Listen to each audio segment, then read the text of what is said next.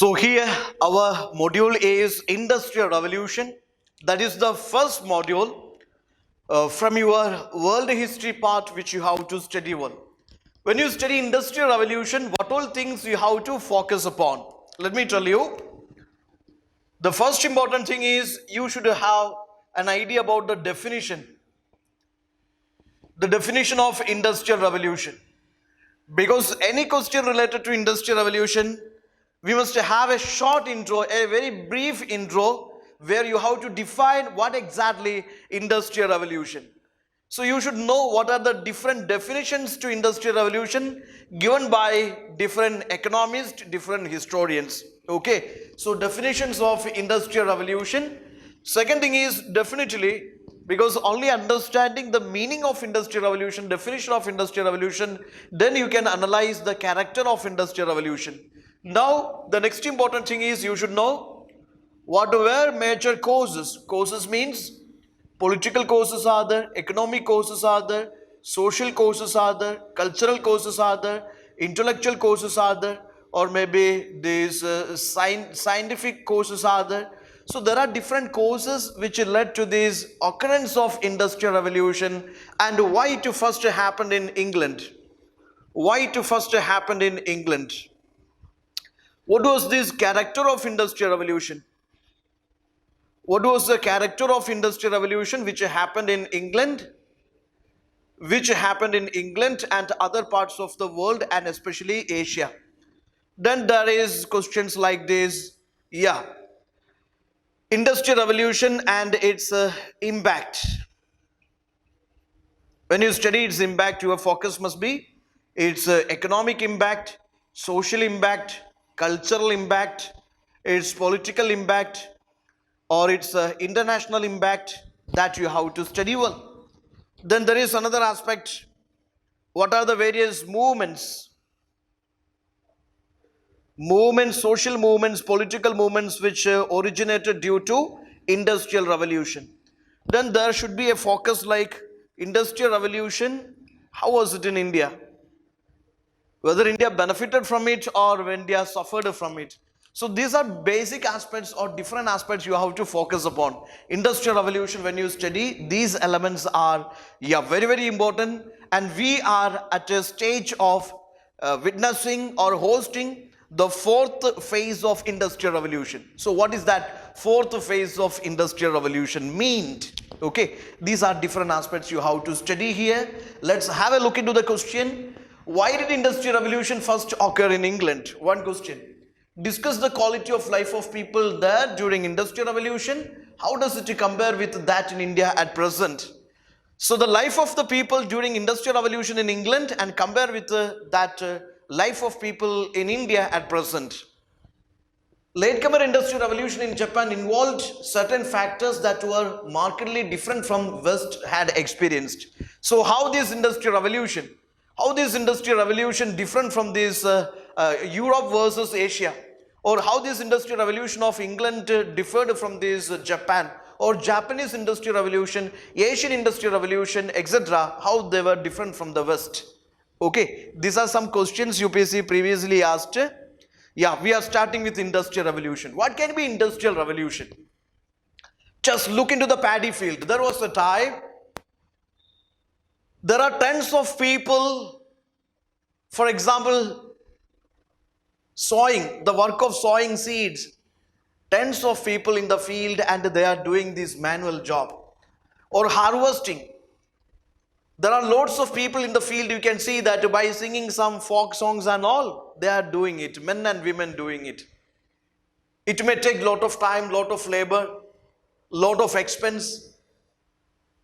But after some times you might have seen that instead of this manual labor, machine labor is applied or mechanical job is applied.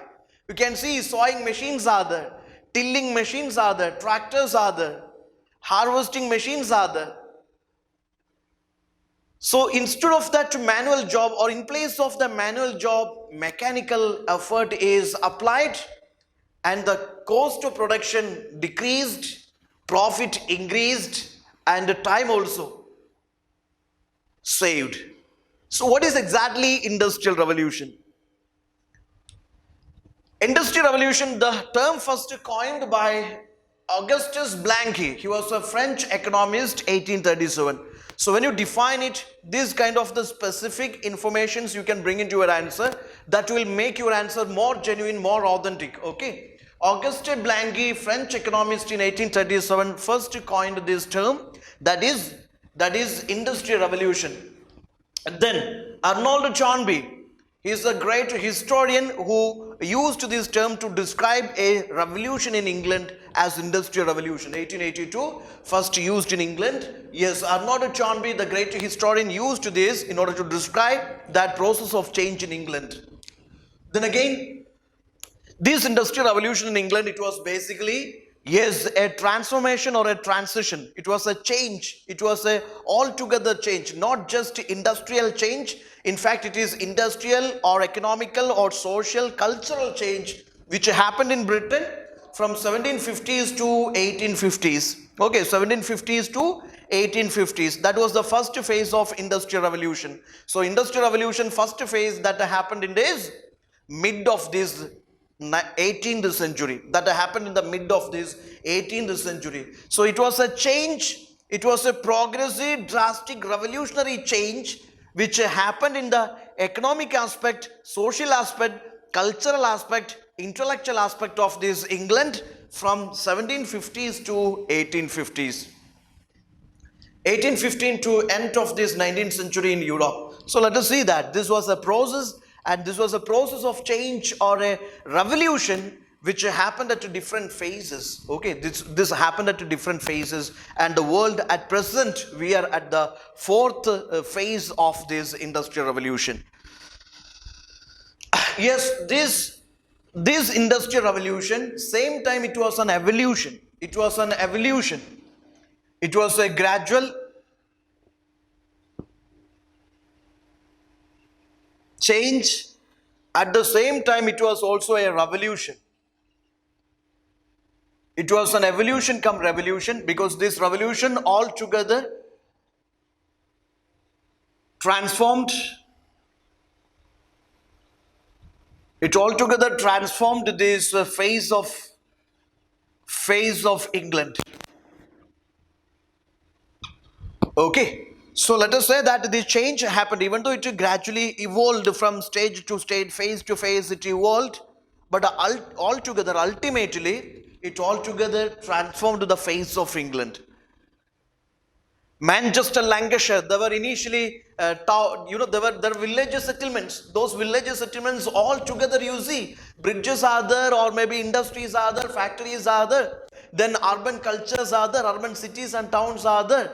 You can see that all together it changed. It drastically changed this face of this England, I will tell you. Okay, so it was basically an evolution come. It was basically an evolution come revolution. Okay. Now here, I will be giving you different definitions to Industrial Revolution. Just to see, it is a change in the socio-economic organization. Take care, this is a change in the socio-economic organization by replacing hand tools by power-driven machines. So take care, this is a change in socio-economic organization of a society. This is a change in the socio-economic organization of a society.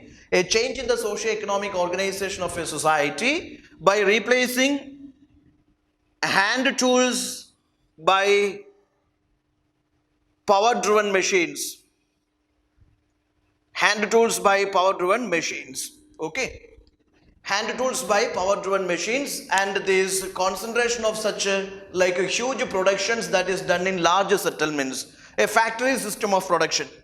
Due to adoption of a factory system of production, it directly, indirectly affect that social, economic, political, cultural aspects of life. That we will discuss later, how it affects the socio-economic, political, cultural aspect of life. But still you understand, this is a change in the socio-economic organization of a society by changing the method of production. By changing the method of production, manual work is shifted to machine work. Okay, and now the work is concentrated in the factory settlements. The factory settlements, that process of change is Industrial Revolution. the process of change from agrarian and handicraft economy to industry-based machine manufacturing, machine-based manufacturing. So that is another definition of industrial revolution. Industrial revolution, that is a process of change, yes, from an agrarian economy into an industrial economy, or a manual labor into machine labor, or a handicraft industry into industrial economy, or handicraft, or maybe a self-sufficient economy into a market economy. That change is industrial revolution. So industrial revolution is a process of change. It is social, economic, political change, or cultural change, or intellectual change. All these happened due to change in the process of method of production from this agrarian economy to industrial economy. That shift is industrial revolution. Or from this manual labor to power-driven machine manufacturing, that shift is industrial revolution. Or from this cottage industry to factory system of production, that change is industrial revolution. So take care, all these are called industrial revolution. Basically it is a factory system of production where goods are produced in a massive scale production of goods, and that is at a low cost of expenditure or low cost of production. And here the profit is, here this production, this mass scale production, that is done for profit making, higher profit making. This is basically industrial revolution. This is basically known as industrial revolution. So just to revise it again and again, be strong with, clear with the idea of industrial revolution. Yes, let us see its background.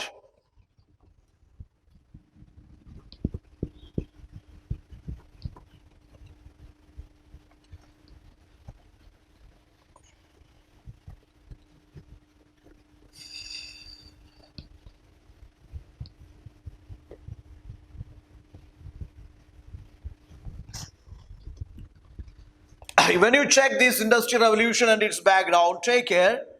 Yeah, industrial revolution, it all started with this agricultural revolution. It all started with this agricultural revolution. Agricultural revolution. I mean, this machine or the tools or these agricultural equipments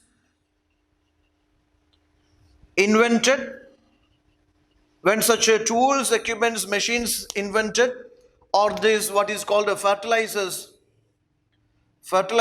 invented, new tools and equipments invented, what happened is, and a hybrid seeds are invented.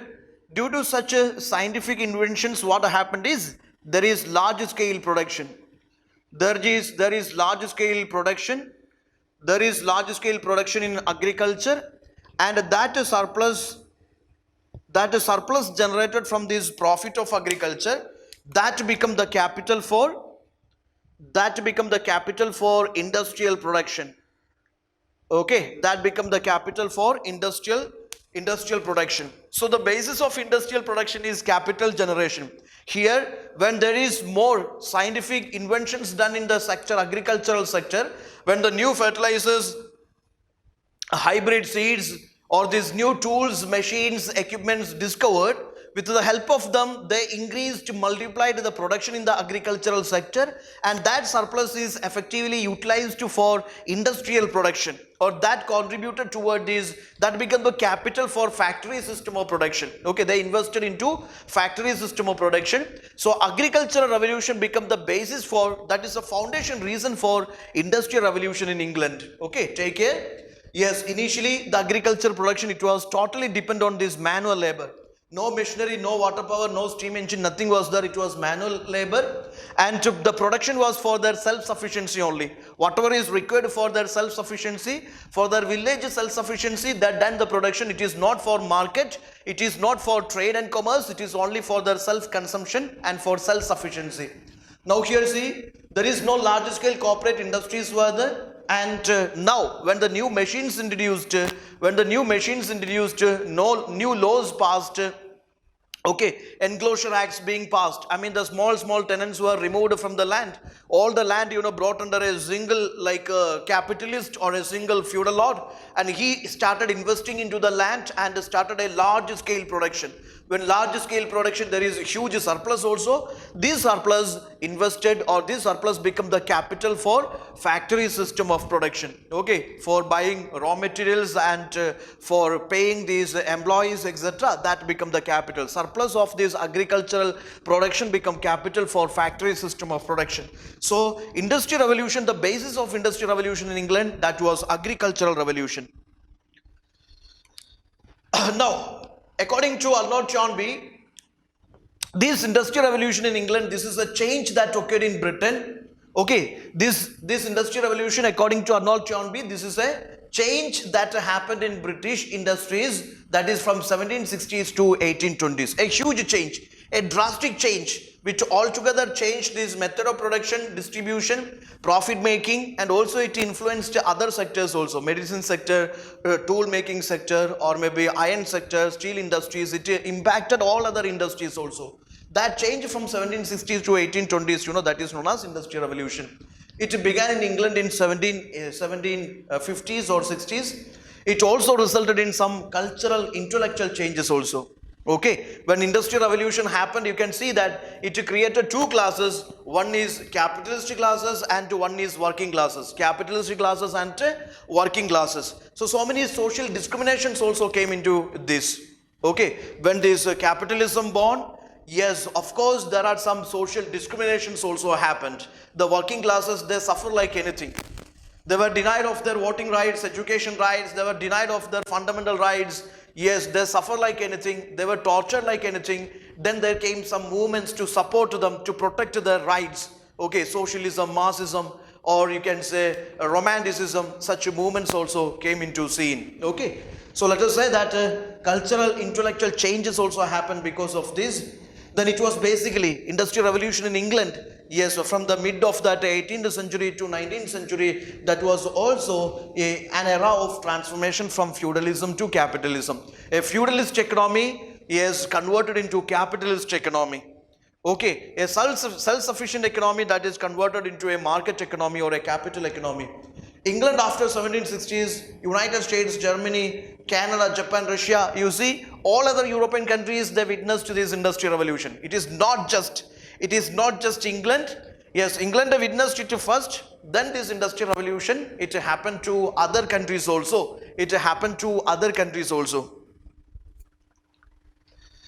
But you should understand, wherever industrial revolution happened, some common features were there, or some features were common to all industrial revolution, be it English industrial revolution or Japanese industrial revolution, Canadian industrial revolution, Russian industrial revolution, whatever the industrial revolution, some features are inborn to, or they are attached to, all inherent to all these industrial revolutions. You see, wherever industrial revolution happened, population growth happened. Wherever industrial revolution happened, it is automatically applied into science industry, application of science to industry. Yes, automatically the scientific discoveries, scientific inventions also applied into industries. There are more intensive, extensive use of capital. Industrial revolution, definitely, inevitable thing is capitalism, capital. You see that, industrial revolution definitely, yeah, for its promotion, there is capital generation, intensive, extensive use of capital. Conversion of many rural areas to urban areas. So urbanization, more urbanizations, more development of urban cultures, urban cities, urban towns. That is another feature. Rise of many social classes. Many social classes also born. Okay, many social classes also born. Be it capitalist, or it is socialist, or it is poor working people, or it is middle class. So many social classes also born. Okay, so these all are the fundamental features of industrial revolution wherever it happened. Okay, so these points you try to bring into the answer if the question demands. Sometimes they may ask the common characteristics of this industrial revolution. So these are some common characteristics of industrial revolution. Take care of it. Now, what is the background of this industrial revolution?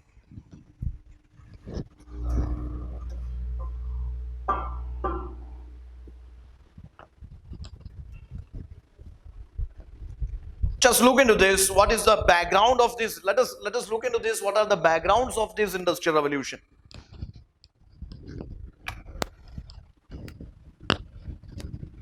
Okay, backgrounds of this industrial revolution. Let me tell you.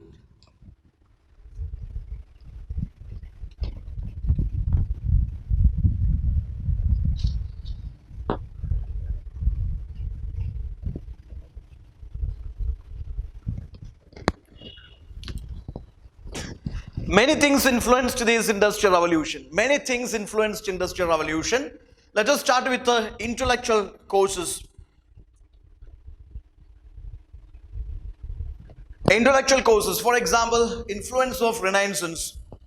The Renaissance, it was enlightenment which happened in Europe from 1714 to 17th century AD. It generated new ideas of humanism, okay, humanism, or it generated idea of this liberalism, or this what is called, this secularism, okay, or democratic society.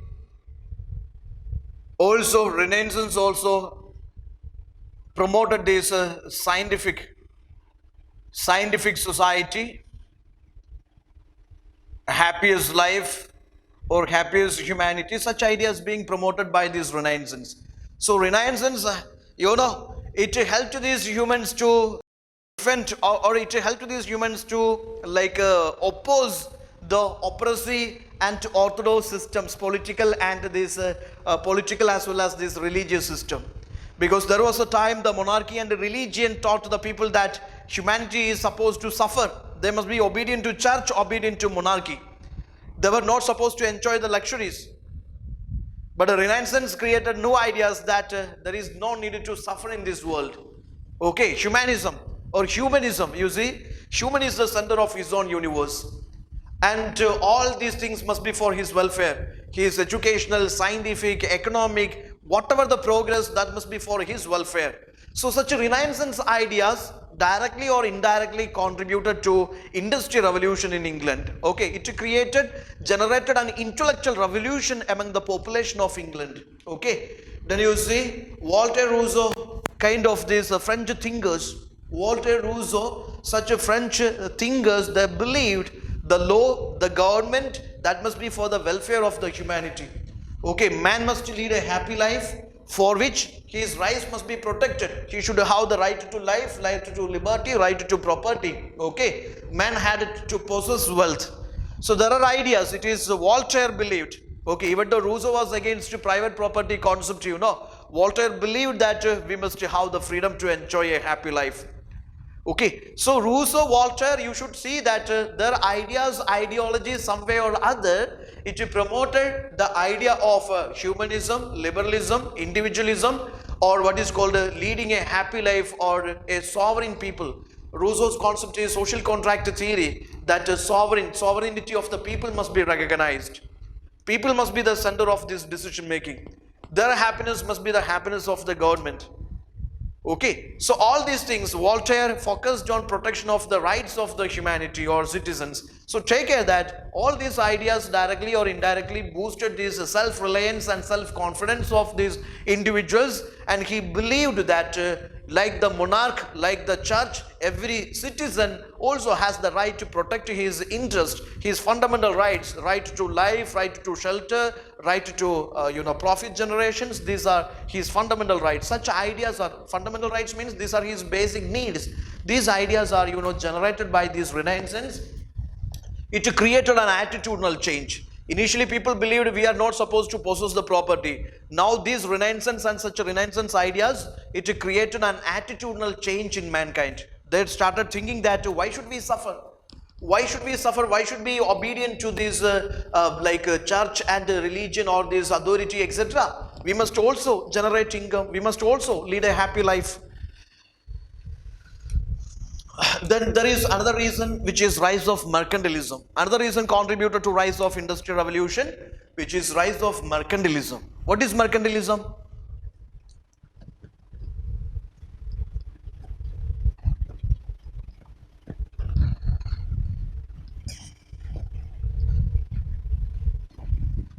Okay, take care. Mercantilism is basically, first point is this is economic nationalism. Mercantilism is economic nationalism. This is coined by the world popular economist Adam Smith.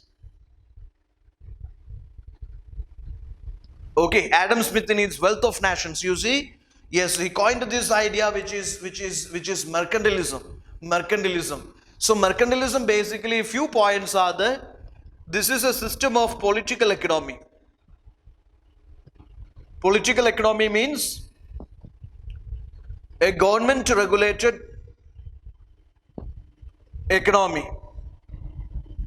Okay, this is a government regulated economy or a government regulated trade system.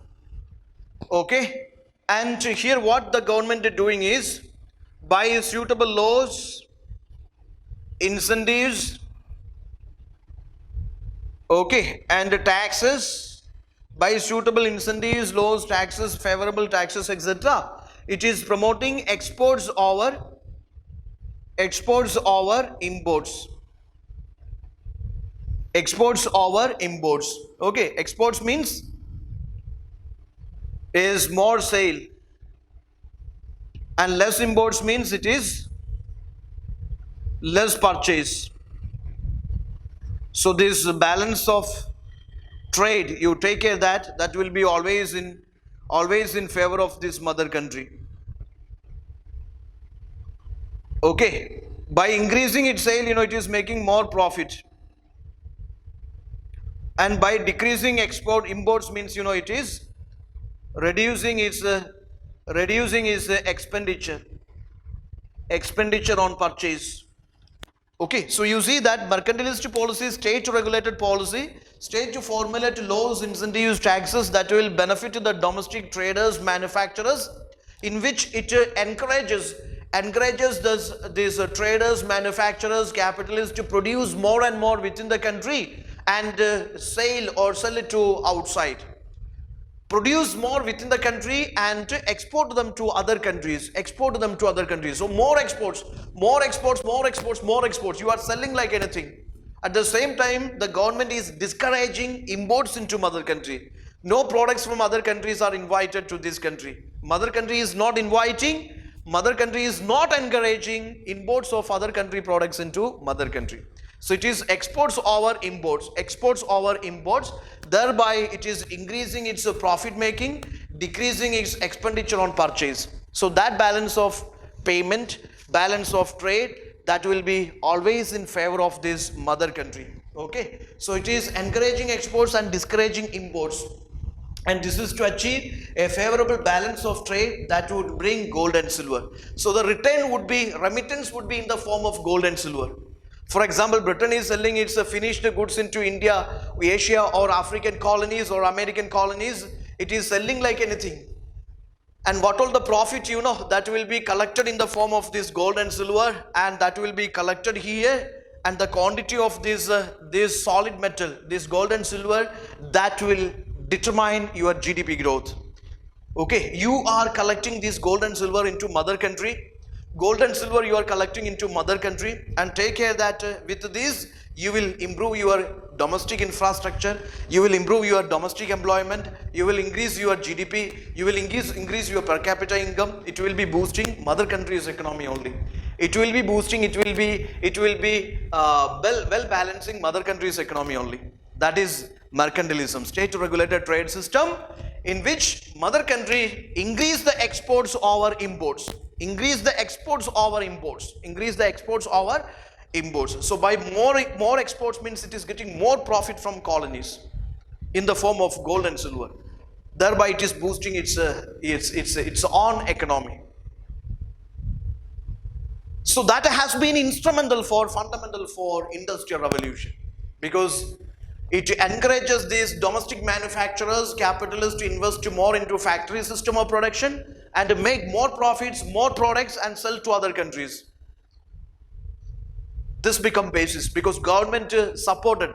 They started giving subsidies, subsidized loans, less interest loans, and very favorable laws, very favorable trade laws, etc. It formulated incentives given to manufacturers. They started producing more and more, and that created, yes, that become this what is called that become instrumental for industrial revolution, rapid scale industrialization in England. Okay. Yes, some features of mercantilism, you take care that. Some features of mercantilism. Nation's wealth will be calculated in the form of precious metals. By exporting its goods into other countries, return the profit it is collecting in the form of gold and silver. So, nation's wealth will be calculated by calculating the amount of the precious metals the mother country has. Exports are exceeded imports. Exports are exceeded over imports. More exports are there, less imports are there. That means it increases the store of precious metals into mother country, because you are spending nothing on purchase here. At the same time, you are selling and getting profit. Colonies become the supplier. Colonies of this England, they will become the supplier of raw material here. Another feature is, yes, all the colonies become the supplier of raw material. At the same time, they will become the buyers of these English products. They will become the buyers of English products, and they will become the supplier of raw material to England. Essential industries are encouraged by subsidies and tax credits. So with this mercantilist system, yes, this English government, what they are doing, they are giving subsidies to these manufacturing companies, factories, etc. Also incentives they are providing, and the trade friendly laws they are passing. Okay, so that is another feature of mercantilism. Basic goal of this mercantilism is national economic self-sufficiency. National economic self-sufficiency. Okay, so just go through it. Okay, what are the features of this mercantilism? All of you go through it. It's very important for you.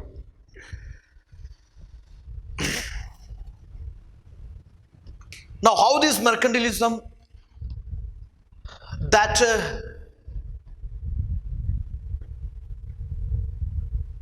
how this mercantilism provided a platform for industrial revolution, take it, or how this mercantilism generated a space for industrial revolution. Let's see.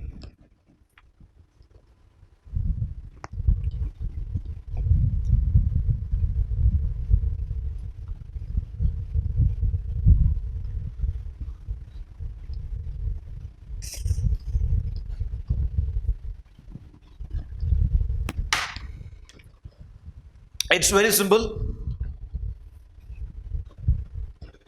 Mercantilism created markets outside England. Markets outside England. England started conquering these countries, they become colonies. These colonies acted as the markets for these British products. Okay.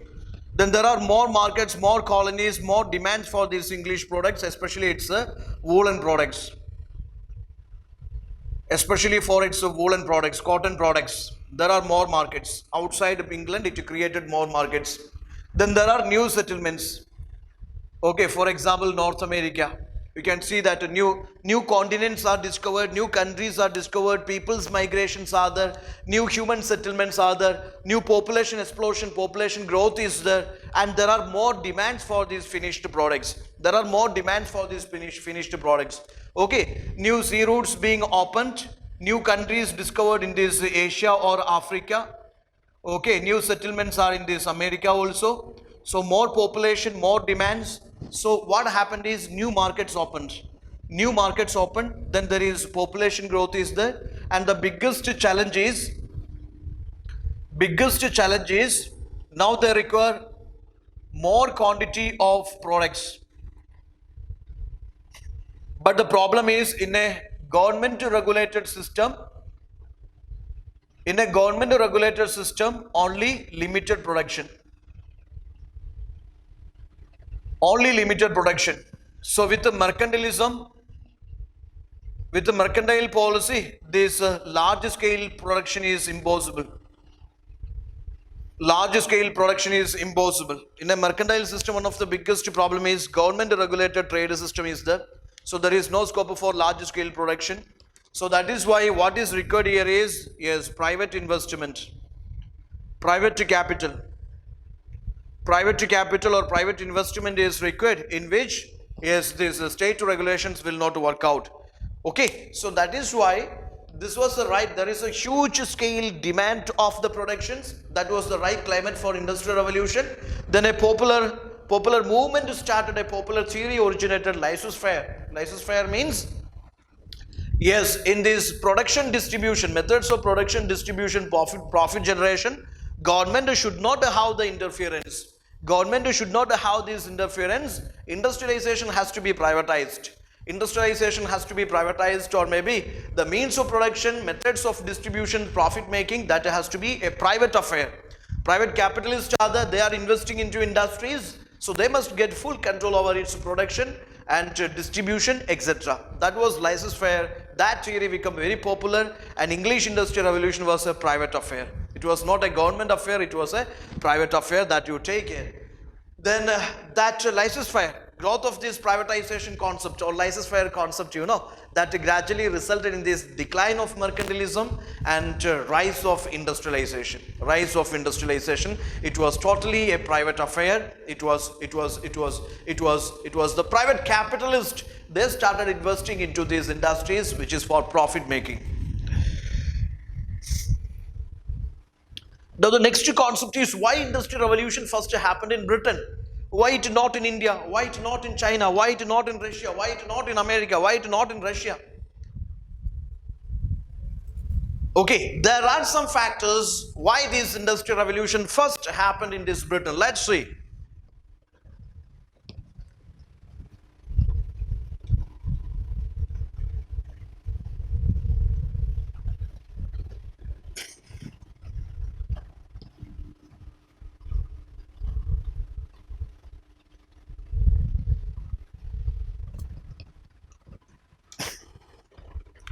Yes, the first point is, you take care because of agricultural revolution. One of the biggest reason is agricultural revolution. I already told you. Yes, I already told you. Enclosure acts were there. By these enclosure acts, what happened is, the small tenants, small farmers, they were removed from the land, and this land comes under a single owner,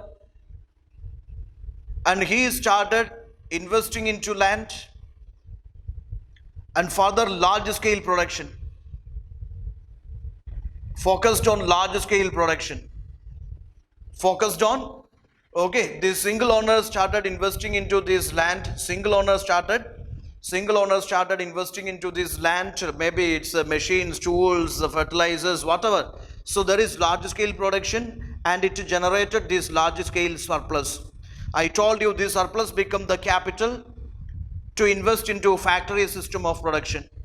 To invest into factory system of production. So more surplus means that surplus become capital for this factory system of production. Then there is raw material. More surplus production means it also produced this, for example, cotton, raw cotton.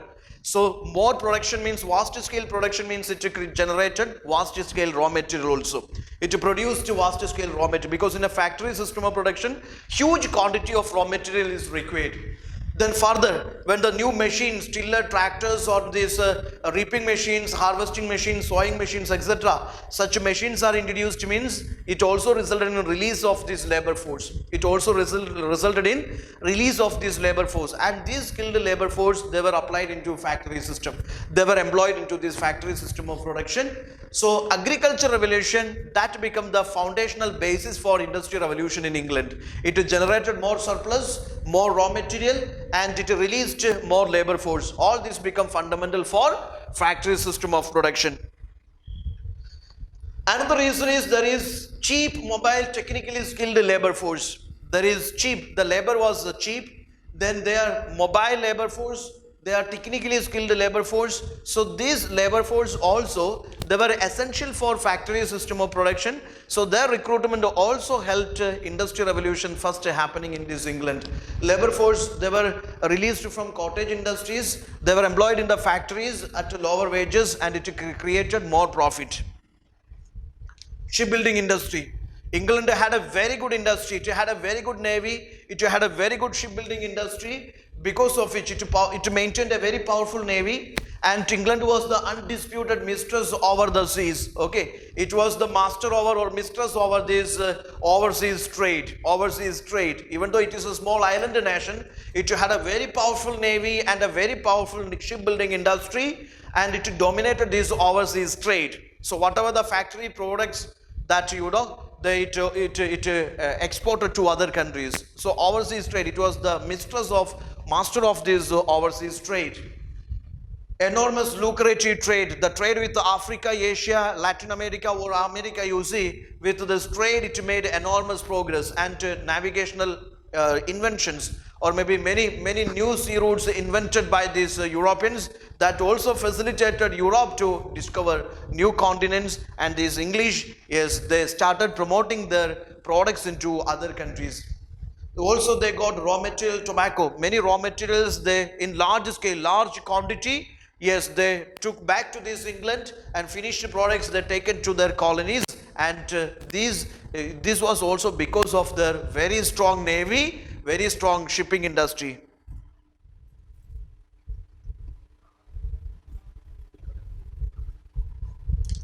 England had more colonies. Another advantage you take care that it had more colonies. So the colonies acted as the supplier of raw material, and also there were markets for British products. Okay, these colonies acted as the supplier of raw material, and colonies are the buyers of the British products. Even today also, let me tell you, colonialism and colonial impact that the ghost is still in the Indian society, Indian culture. You see, in the early morning, for example, if it is South India, there was a trend like this, yes, or maybe in the morning breakfast is this dosha or idli, chutney, etc. Now most of the kids, they prefer this burger or this western imported, like whatever that fast foods, etc. they prefer.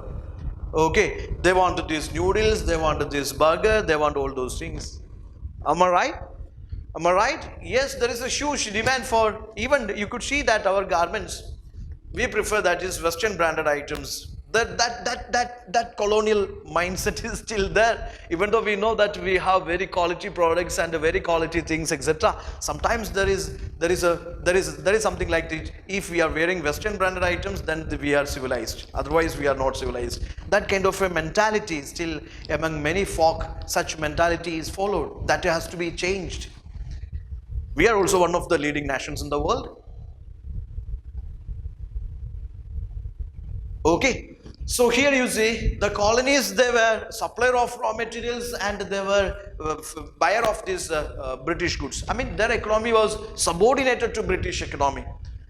Their economy was subordinated to British economy. That colonies' economies, they had to simply fulfill the demands and the desires of this master, this Britain. Okay, they had more colonies and more raw material and more markets for their products. Plenty of natural resources. Japanese Industrial Revolution, they had to import everything. Okay, they had to import even the raw materials also they had to import. But here England means you take care, it had plenty of natural resources. Plenty of natural resources, be it coal, it is iron, you see, minerals, whatever. It had plenty of natural resources. That is also another reason why England witnessed Industrial Revolution first. Okay, rich coal and iron deposits, Lancashire, Yorkshire, etc. Industrial centers, they had rich deposits of these iron, coal and minerals, etc. Natural resources, etc. That also facilitated Industrial Revolution first in England, because of which they built shipping industries, steam navigations, okay, machine making, etc. It's all possible because of the availability of the plenty of natural resources. England enjoyed a relative peace. Other countries, you can see civil wars were there. Different monarchs or different parties, they always clashed with each other. Or the country was engaged in more wars and more kind of things. But relatively, England enjoyed a political stability. It was not like always fight between two powers for, like getting the throne, etc. Such things were relatively less here. So a political stability it enjoyed. So there is no wastage of money into unproductive and violence, etc. Okay, the state income effectively utilized for building up the basics for this Industrial Revolution. Separation of English Church from Roman Catholics. Initially, 1/4 of this national income or 1/4 of these national resources that was utilized by this Roman Church. That was utilized by this Roman Church. Now there is a separation of this English king, English state, and this Roman Church. When this Roman Church, English Church is separated from these Roman Catholics, okay, or when this English state is separated from these Roman Catholics, you know, that 1/4 of the income initially it was utilized by this Roman Church, you know. That income is now it can be spent into this English industries, English factories, system of production, etc. So that is another fact which you have to take care. 1/4 of the national resources can be effectively utilized and spent into this. 1/4 of these national resources can be effectively utilized and spent into these industries. Initially, it was enjoyed by Roman Church. Now it can be used for productive purpose, for infrastructural development, industrial development, etc. New entrepreneurial class, a new class of Protestant class were there. They were ready to accept science. They were ready to reject these so-called unscientific beliefs, practices, customs, etc. Okay, they are ready to take risk. They are ready to take risk. They are no longer ready to follow these old beliefs and old custom systems, etc. So this new laborious, progressive, and this modern class of entrepreneurs with the scientificity, modern scientific ideas, they were ready to accept the modern science. With the modern scientific ideas, they were ready to embrace these modern methods of production, distribution, etc. So you can see that a group of these progressive, receptive, entrepreneurial class who are highly motivated by these modern scientific inventions, okay, they denied these church bans, etc. And they're ready to take the risk and they're ready to do business. Because of that also, England witnessed Industrial Revolution. Bank of England and National Debt Bank. Again, you should understand that there is Bank of England, National Debt Bank. They provided credit facilities to these. They provided credit facilities to manufacturers. Okay, there should be a system. Okay, here we see that, for example, I'm not criticizing, but it is a reality. If you go for, you are starting any kind of the firms you are starting and you are applying for a loan and you have to visit the bank multiple times. By the time you will celebrate minimum 10 of your birthdays, you imagine that, yes, several times you have to go to bank, you have to meet the manager, you have to, pranam, he's usually a lot of things you have to do. That means you have to request, you have to submit this paper, that paper, these legal documents, legal documents, you have to give them good day and these tiger biscuits and tea to him, you have to serve him coffee, lot of things you see. You have to request a lot of times, you have to, go to there a lot of times, then only your loan will be sanctioned. Okay, so you see that such a process are there that cannot be denied, you see. But here, that time, advantage was there. Many banks of England, National Debt Bank, etc., they provided credit facilities to manufacturers. But fortunately, nowadays we have seen central state schemes are there, that is to provide incentives and subsidies and financial support to this new class of entrepreneurs. Okay, so see, there are credit facilities to manufacturers at nominal interest. Okay, luckily our governments also, they are doing this. They are promoting, encouraging these new entrepreneurs in multiple forms. Okay, so you see that these are some reasons why this England witnessed Industrial Revolution for the first time. Overseas trade, very lucrative trade they made. Tea trade was profitable for them. Slave trade was profitable for them. They made a huge profit out of this trade, and this profit became capital for their further investment.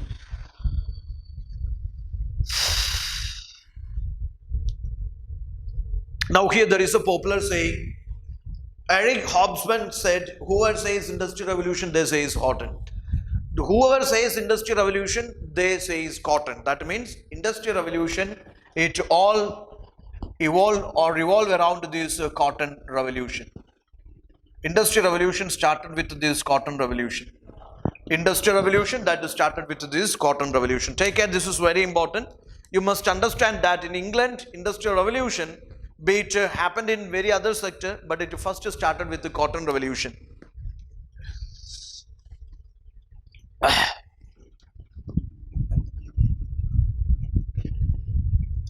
This was a previous year question also.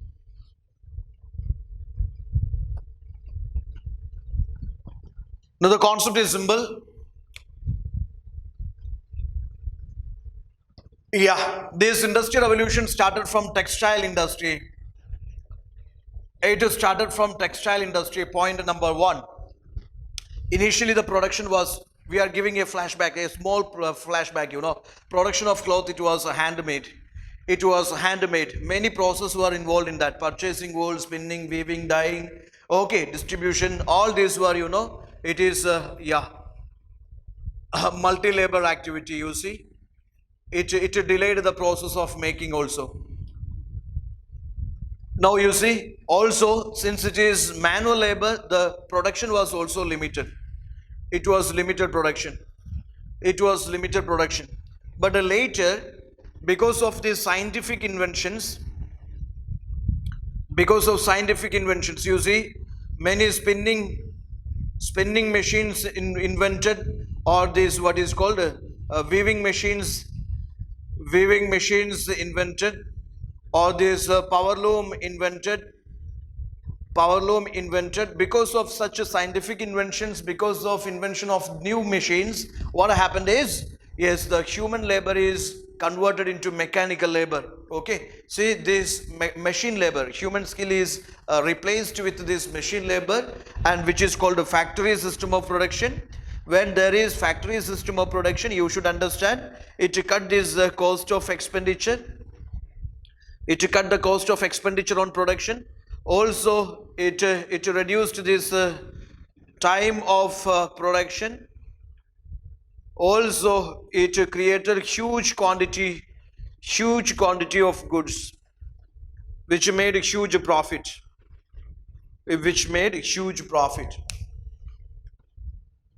Yes, this chart is very important for you. You must understand how this cotton revolution happened. Okay, their faces are important for you.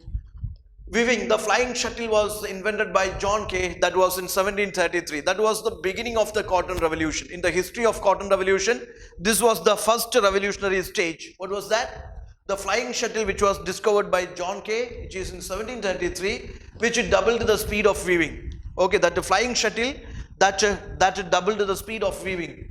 Then 1764, James Hargreaves found this spinning jenny, which increased the speed of spinning.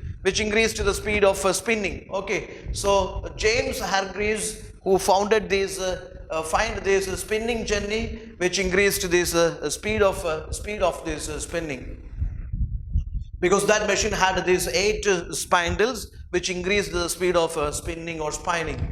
Then 1769, Richard Arkwright introduced water frame. That is again a spinning machine. With the water power, it runs. So that is spinning machine, which is a very, very efficient spinning machine. A water frame was invented. Even this hard and firm yarn that can be produced, spun in this particular machine. Okay. Then see 1779, Samuel Crompton invented mule, which is the mixture of the spinning jenny and water frame, which is much advanced level of spinning machine. Okay, which is a mixture of this spinning jenny and water frame. Then that helped in production of the fine muslin. 1785, Edmund Cartwright invented power loom. That is another biggest, a blockbuster revolution in this cotton industry. Okay, invention of this power loom, which increased this faster weaving, which made the produce in cotton production, or it's it's manufacturing. It doubled the speed of this cotton manufacturing. 1785, cylinder printing was invented. Then increasing production 50-fold between 1780s to 1840s. So you understand that because of these scientific inventions and because of this introduction of these machines, these weaving, spinning, dyeing and printing machines introductions, yes, there is doubling of this production that happened. Increased production 50-fold between 1780s to 1840. If you take it from 1780s to 1840, you take it that within that 60 years gap, you can see that a 50-fold of the production happened because of these inventions and because of introduction of such machines into this cotton manufacturing. That is why it is cotton revolution, and it become instrumental for revolution happening into other areas also. It boosted American markets, industries, merchants, and definitely gradually this revolution, it gradually spread to other industries also. So all revolution that started with this cotton revolution, or it all started with the cotton revolution, then gradually this revolution influenced, impacted other industries also. So you can see that from handicraft or maybe handmade manufacturing to a power driven machine based manufacturing, that shift happened in this cotton industry. Gradually it started, such kind of revolution started everywhere. Machines, different weaving machines are there, spinning machines are there, water frame is there, power loom is there. With the invention of such machines, it revolutionized cotton manufacturing. Gradually you can see that this revolution, it happened in other areas like a machine building industry, safety lamp of this Davy in mines, then Nassim's steam hammer, Robert's drilling machines, steam engine by James Watt, that is one of the very blockbuster revolution. You see, steam engine by James Watt, that is instrumental for the steamships. Then Stephenson invented this locomotive, invention of locomotives, introduction of railways, then these chemical industries. So what I am trying to say is, I am not giving you detailed explanation here because you can follow my material. See, this industrial revolution which started with the cotton industry, gradually it influenced other industries also. In all industries, be it chemical industry, mechanical industry, or railway, or you see all industries, medicine, you see all these industries witnessed revolutions stage by stage. Gradually it spread to France, Russia, Germany and to United States. Okay, they're all, this revolution delayed because of multiple factors. Some of them were colonies, or some of them were feudalistic society, feudalist economy, or some of them lacked these natural resources. Some of them had these civil wars, okay, political instability. Because of multiple reasons, yes, other countries witnessed industrial revolution slowly. Now here, Japanese industrial revolution. You should understand what was this Japanese industrial revolution, or how this industrial revolution of Japan differed from that of the West.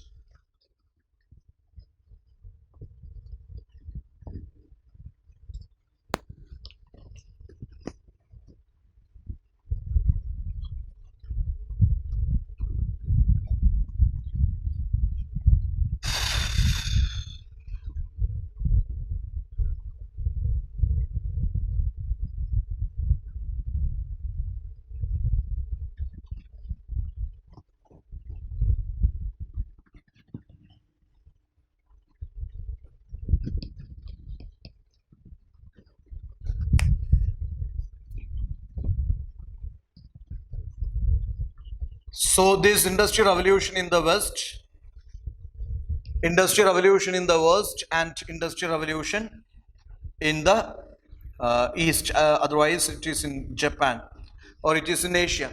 What is the difference?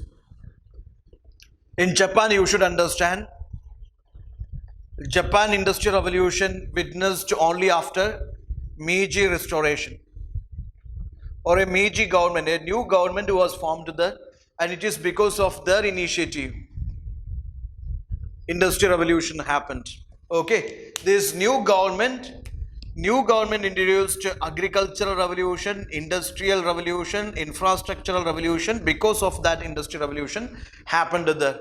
But here in England, you know that England is not because of any government's like initiative. England is industrial revolution was because of this agricultural revolution. It was agricultural, because of agricultural revolution. Okay, and also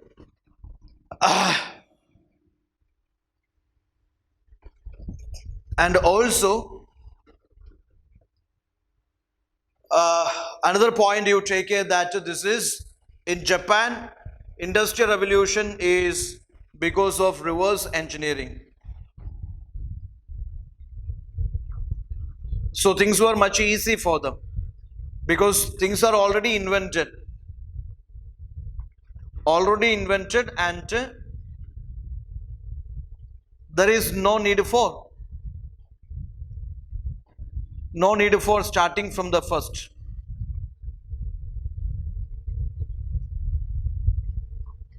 Okay, but in England you should understand that all started with new scientific discoveries and inventions. It is not reverse engineering. it is not like a reinventing, or it is not rebuilding from whatever already existing. It is, all started from the beginning. England, they all started with newly from this first basics from these scientific inventions. They all started afresh. But Japanese Industrial Revolution, there are already built things above which they started reverse engineering. Okay. Then there is another feature which is general craze for European goods and commerce, trade, exploration. So another third point is you should understand Japan.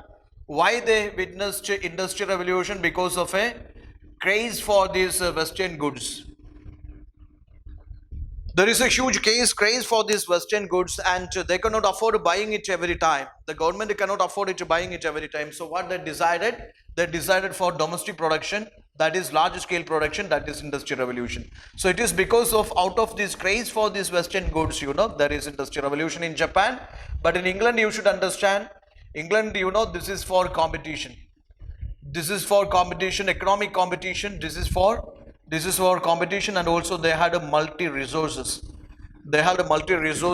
Okay, and it is basically for their international commerce.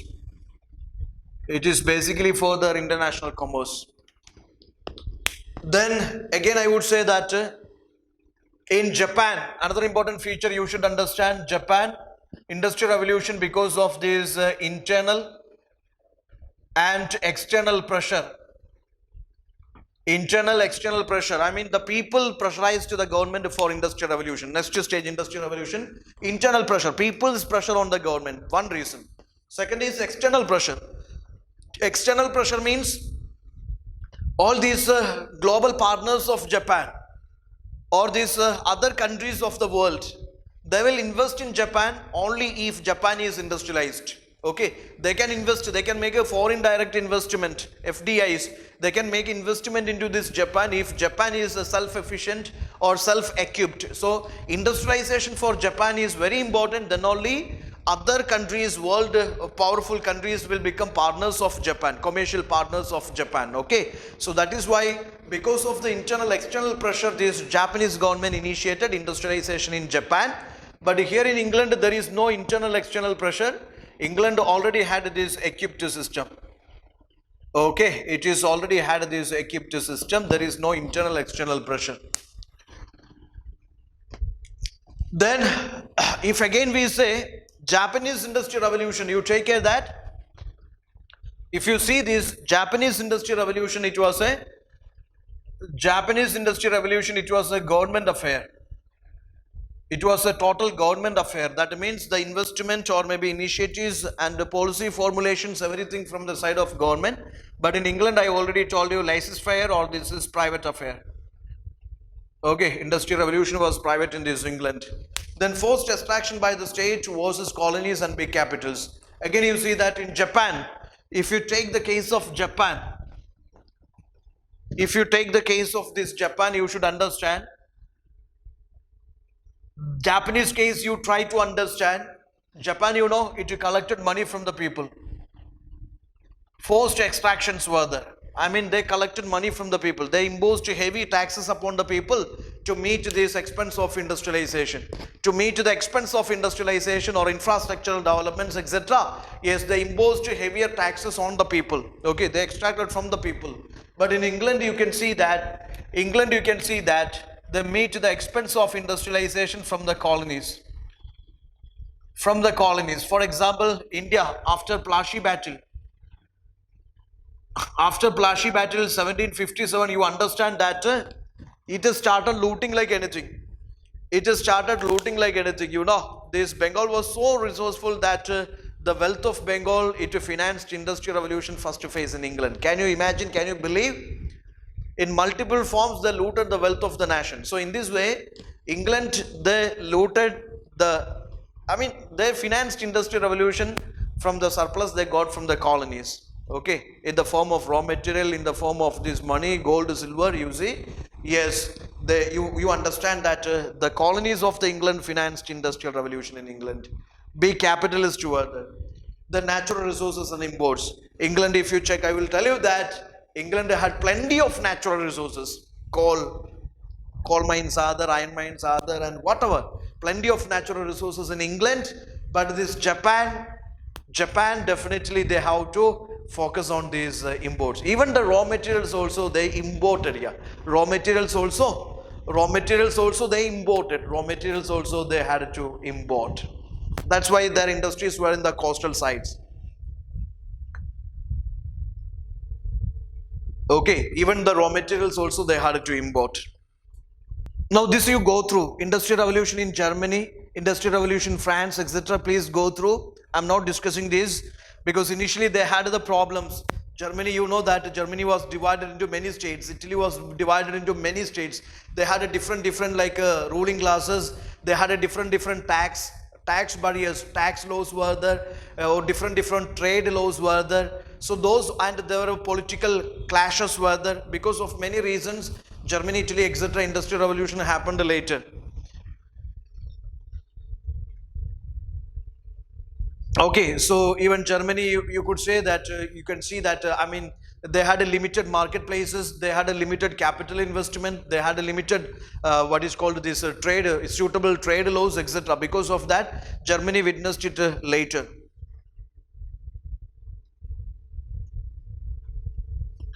Now you see what were the impacts of this. What were the impacts of this industrial revolution? That part is very important for you. What were the major impacts of this industrial revolution? Yes, rural character of the society, feudal polity was uprooted, industries became the major mainstay. So you could see that one of the major impact is this rural economy or this village society that is becoming an urban settlement. You see, urbanization.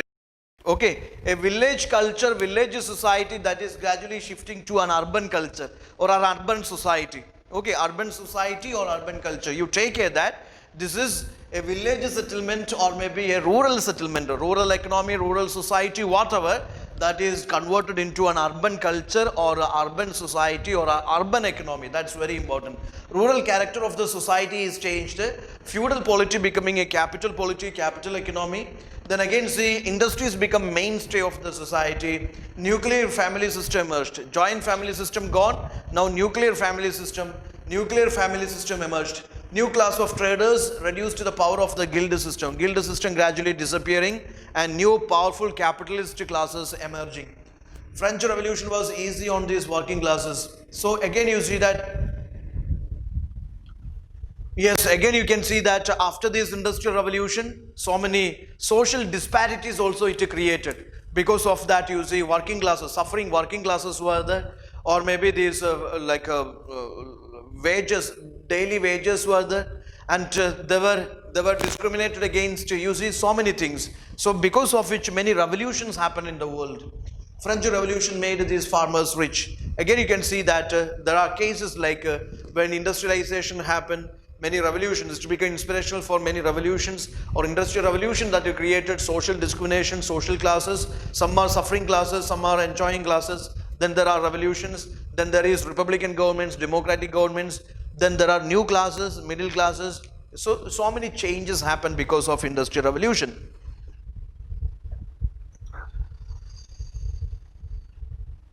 Let's see what are the economic impacts of industrial revolution. What are the economic impacts of industrial revolution?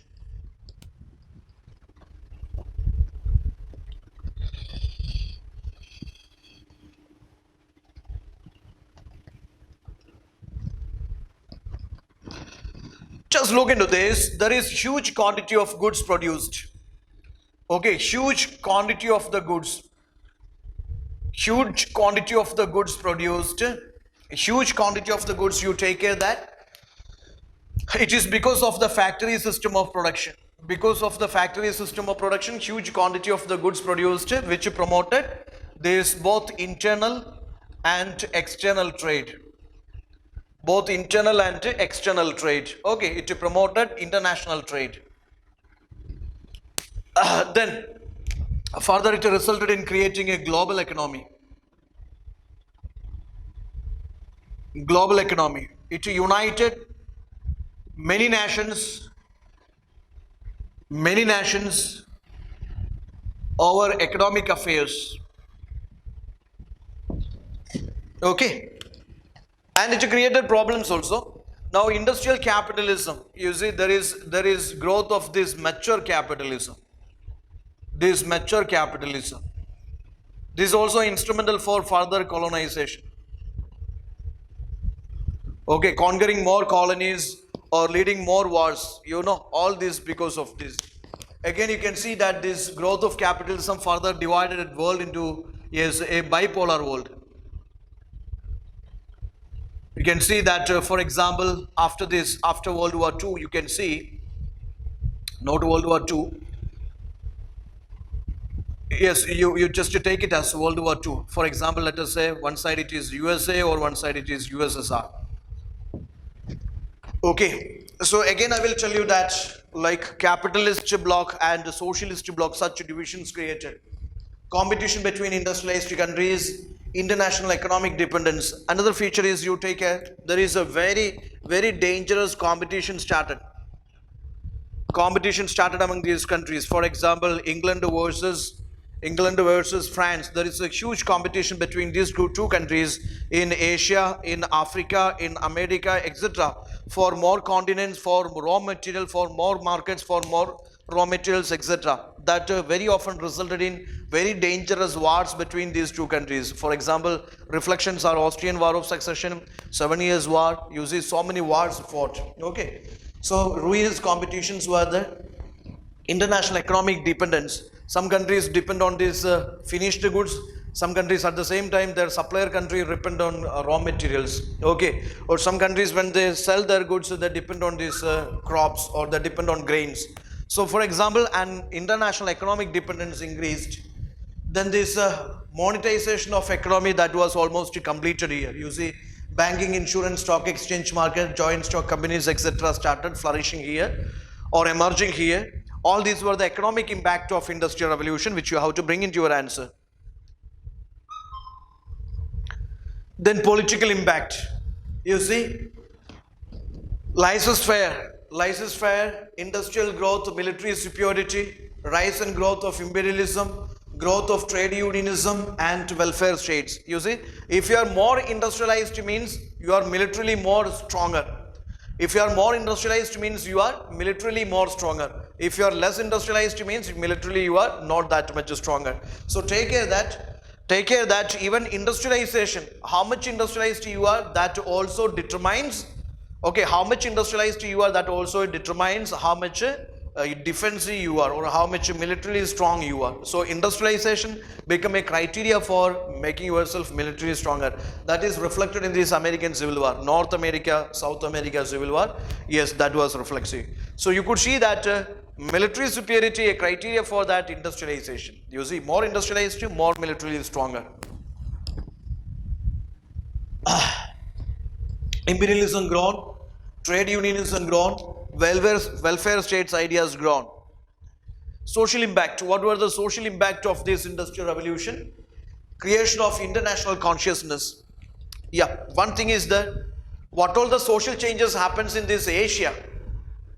Okay, what all the social changes happening in this Europe, directly or indirectly, it influenced this Asia or Africa, other countries also. So you see that there is a creation of international consciousness. You know, industrial revolution also resulted, what all changes happening there, cultural changes, social changes, that will be directly or indirectly, that will be copied, or that will be imitated, or that will be influencing these societies also.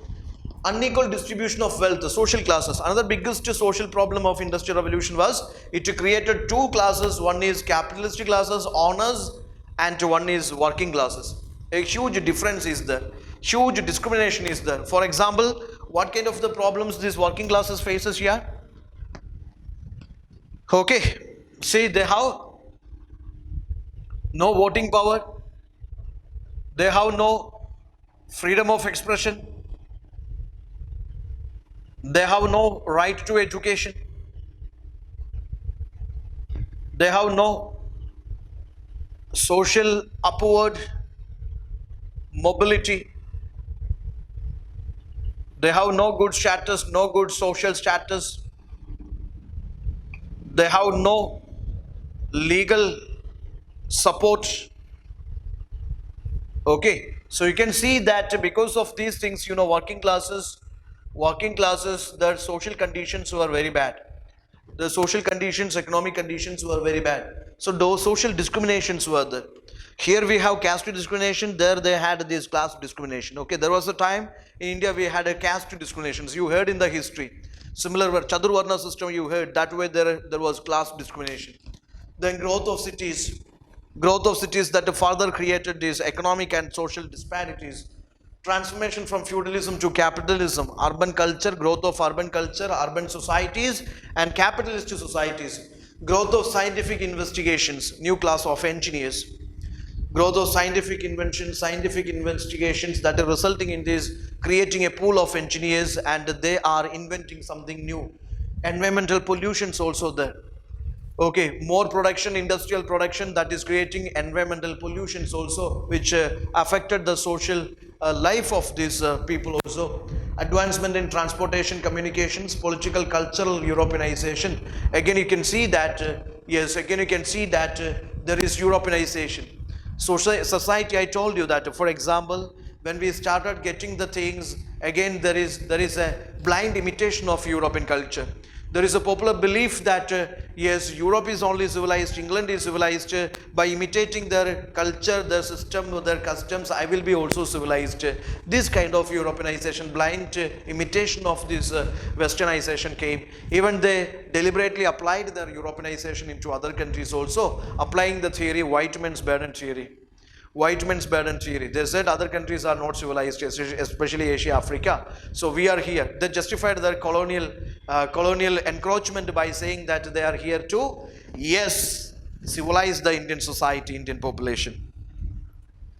Working classes, you see the sufferings of the working classes. Fortunately, our industrial revolution that happened after independence, yeah, very planned, very organized, 5-year plans, you know that. Very organized industrial revolution we faced, so that you can see that many legal mechanism also created to protect the interest of these working classes. But in England, you see, working classes, they have no bargaining power, and there is a huge unemployment rate, unskilled laborers, they have no options. Then 10 to 14 long working hours, then there is no safety measures are there, then very little social mobility. Even women is abused. Women abusements were also heavy. Child abuses were very heavy. Child labor was there, and you see that no voting power, no bargaining power, no education rights. Their living conditions were very bad. Their working conditions were dangerous. Okay, continuous working hours, and there is no social mobility, no economic mobility. So these problems working classes faced there, because of which many movements also started there. New ideological movements started there. For example, socialism, a socialist society, Karl Marxian socialism. You see that, yes, there should be a continuous class struggle is there. Class struggle is there, and class struggle is between these haves and have-nots. Haves and have-nots. A class struggle is there. Okay. So you see that these things are privately owned, controlled by some people, means and methods of production owned by some people. So these have-nots, they have sufferings, and they come into for power struggle, they come into struggle, and finally they establish their own a classless society, concepts, socialism, we will study it. So socialism, communism, such ideas born. Imperialism, colonialism, this civilized world that started civilizing other countries also. They started, deliberately imposing their culture, their ideas, ideologies, their economic interest, social interest and religious interest into other countries also. They started creating colonial empires in Asia and Africa. Socialism, definitely there is birth of this socialism. The struggle between capitalism and labor class, that is socialism, Karl Marxian socialism. Class struggle between bourgeoisie house and this proletariat, that is Karl Marx socialism. It is result is creation of a classless state. Then romantic movement is non-materialistic movement. Non-materialistic movement focuses on emotions, giving importance to emotions, giving importance to this nature and its beauty. These things are important. Okay, so such a romantic movements. Rousseau was a great admirer of romanticism. Imagination is important. Okay, materialism is not important. Imagination is important. Emotions are important. And you see, nature is a symbol of beauty, wisdom, perfection. Universe is not a machine which operated in rational manner. Okay, you love the nature, you respect the emotions of flora, fauna. Okay, so romanticism, such kind of a movement which appreciated the beauty and bounty of this nature. So such and emotions of humans, such movements also reflected in literary works. Then how was India? What was India's fate? What was India's stand on this industrial revolution? Take care. How India witnessed this industrial revolution? India that time was a colony of this Britain. We know that. India became a colony of this by 1757 onwards. You see, Plassey victory onwards. India gradually became a colony of this Britain. And imperial interest, British they imported this imperial interest in India. I mean, they forced Indians to cultivate cash crops instead of food crops. Okay, they commercialized Indian agriculture. They commercialized Indian agriculture. They forced Indians to produce whatever whatever in demand in England. Okay, they forced Indians to produce huge quantity of raw material. And through their one-way free trade,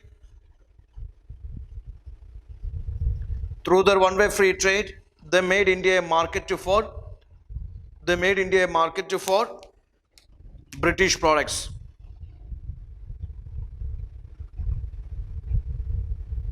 They made India market for these British products. They made India a market for these British products. Okay, they made India market for these British products. So you could see that one-way free trade introduced, and India became. There was a time India was the biggest supplier of this cotton. Supplier means India was the biggest seller of this cotton to this Western world. English kings, English aristocrats, Englishmen, they were waiting eagerly for these Indian cotton goods. India was right from Indus Valley civilization, we were exporters of cotton. But gradually you see, British transformed everything. British made Indians like a supplier of raw material only. And we become the buyers of this cotton. Okay, so you see that India was a seller, now it became a supplier of raw material and we are buyers of cotton. One-way free trade is introduced and Indians were supposed to pay taxes and Europeans were free to sell their goods without the taxes. Decline of Indian cottage industries and deindustrialization of India, then you see that Indian economy is ruined. So they looted India, agriculture industry, Indian industries, all the way they looted Indian economy. You can see that we were forced to cultivate cash crops instead of food crops. We were forced to export raw material in bulk quantities, and also we were forced to buy British products in our markets. Okay, our craftsmen, artisans, manufacturers, they lost their markets in the Western world. Okay, they were imposed with heavier taxes. So all these things, made India like a servant economy or a subordinated economy. Now we are at the fourth phase of this industrial revolution. Okay, the fourth 4.0, fourth phase of industrial revolution. This is an initiative of World Economic Forum, and India is the fourth country which become the center of such industrial revolution after US, Japan and this China. And what is this fourth industrial revolution? This is basically a revolution brought by smart technologies, digital media. Okay, this is something this is a technological revolution. This is a technological revolution. Why this is important? Few points which you take care. Why this fourth phase of industrial revolution, this is important, why it is important, you take care. Few things I will tell you. Yes, it can play a major role in this poverty alleviation. Okay, poverty eradication or poverty alleviation, it can play a major role, and it will be beneficial in developing low cost health care sector, low cost Okay, low cost health care sector. I mean, with the help of these new smart technologies, okay, there will be like a early identification. With the help of this industrial revolution, there will be early identification of these what is called potential pandemics or maybe natural disasters. Okay, and diagnostics, etc., etc., with the help of smart technologies. Okay, and next is like it will be enhancing farmers' income. It will be enhancing farmers' income with the help of these latest technologies. Latest technologies can be applied into this agriculture. Maybe it is into reaping, harvesting, etc. It will increase these farmers' per capita income,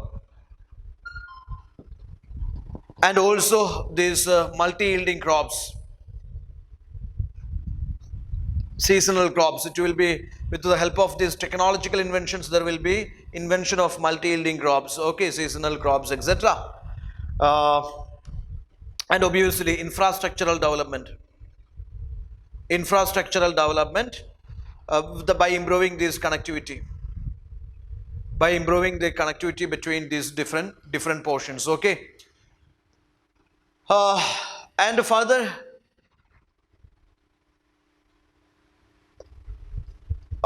anything else you feel with this fourth phase of industrial revolution?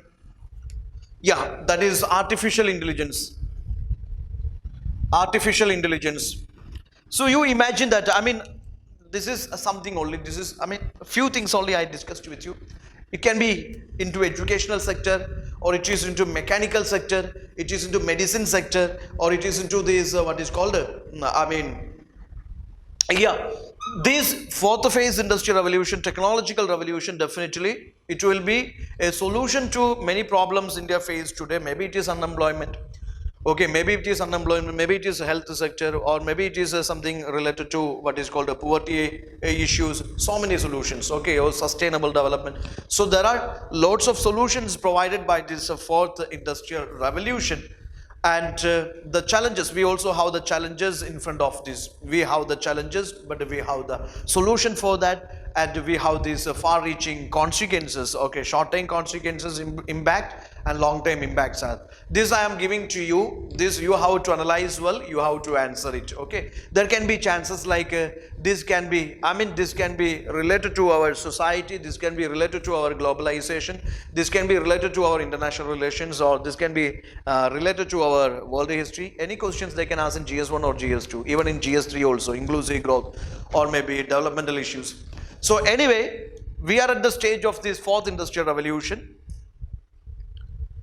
What are the challenges we face in front of this fourth phase of industrial revolution? What are the solutions for that? Okay, you just have an analysis by yourself.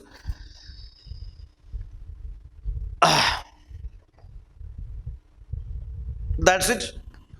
So that module is over. Industrial revolution is over. So all of you have a thorough revision. Go through it, revise it very well, go through this material also. And the question which you are supposed to answer is, the question is like this, the same question, which is why England witnessed industrial revolution? Why England witnessed industrial revolution for the first time?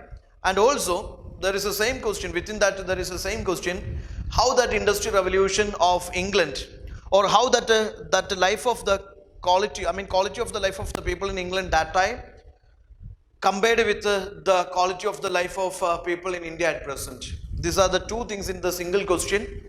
So take care that when you answer this, you will have to give a short intro. Body part, you have two dimensions, definitely. Why this English revolution? Why this revolution happened in England first? Second part is definitely how that quality of the life of people in England that time compared with the quality of life of people in India at present. This analysis also you have to bring into your body part. Use subtitles, underline the key points, give sufficient examples, balance your analysis, and give a way forward conclusion also. Okay, so write 50 words and submit to me. The question again I will be posting in your respective groups. Answer it and submit to me. Okay, that's all. Thank you.